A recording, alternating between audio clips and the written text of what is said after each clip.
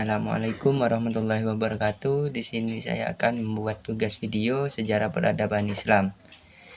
Saya akan membahas sejarah berdirinya kerajaan Mughal di India. Kerajaan Mughal berdiri seperempat abad sesudah berdirinya kerajaan Safawi. Jadi, di antara tiga kerajaan besar Islam tersebut, kerajaan inilah yang termuda. Kerajaan Mughal bukanlah kerajaan Islam pertama di anak benua India. Awal kekuasaan Islam di wilayah India terjadi pada masa Khalifah Al-Walid. Dari dinasti Bani Umayyah, penaklukan wilayah ini dilakukan oleh tentara Bani Umayyah di bawah pimpinan Muhammad ibnu Qasim. Kondisi politik dan sosial kerajaan Mughal. Di masa Akbar, kerajaan tidak dijalankan dengan kekerasan.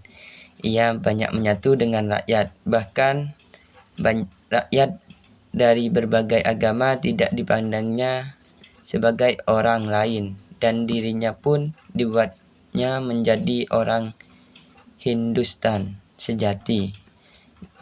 Dalam urusan pemerintahan, dia menyusun pentakdiran.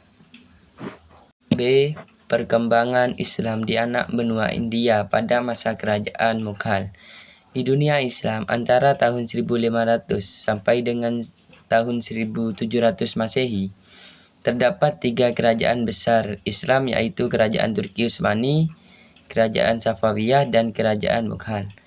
Meskipun secara umum kondisi dunia Islam pada periode ini sering dikatakan sedang berada dalam kondisi kemunduran, kehadiran ketiga kerajaan ini berperan sebagai penyelamat peradaban Islam dari keterpurukan berikutnya, seperti yang pernah terjadi pada masa penguasaan bangsa Mongol pada abad ke-13 Masehi sampai dengan abad ke-15 Masehi.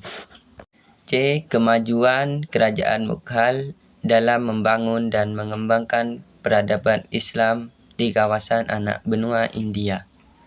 Sejak Babur berhasil menegakkan kekuasaan Mughal di India, banyak perkembangan baru yang dicapainya.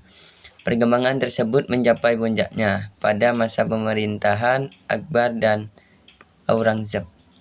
Perkembangan tersebut bukan hanya dalam bidang perluasan wilayah, melainkan juga dalam bidang politik, sosial, dan kebudayaan. D. Runtuhnya kerajaan Mughal disebabkan oleh berbagai faktor yang kompleks. 1. Kelemahan kepemimpinan. Setelah masa pemerintahan Shah Jahan dan Aurangzeb, kekuasaan Mughal mulai melemah. Kejatuhan tersebut terjadi setelah pemerintahan raja yang lemah dan tidak mampu mengendalikan kerajaan yang sangat besar. 2. Perebutan kekuasaan internal. Setelah kematian Aurangzeb pada 1707,